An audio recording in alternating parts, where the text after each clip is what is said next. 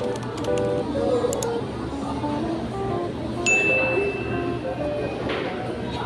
guys, tingnan nyo naman yung anak ko, 'di ba? Oh. Sabi ko sa kanya, magluto ka ng kanin kasi sabi niya sa akin gutom daw siya tapos wala namang kanin. Tingnan nyo yung ginagawa niya. Ayan, 'di ba, nagsaing. Akala mo kung sinong marunong magluto, ayan, 'di ba?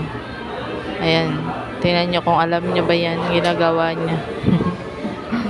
Batang 'to. Ayan, humihingi na ng tulong. Akala mo ano na. Ayan, hinugasan niya na yung bigas. Tapos may pato pa sa tabi. Hoy, anong ginagawa mo dyan? Ayan. Hihingi na yan ng tulong guys kay hinugasan yung bigas.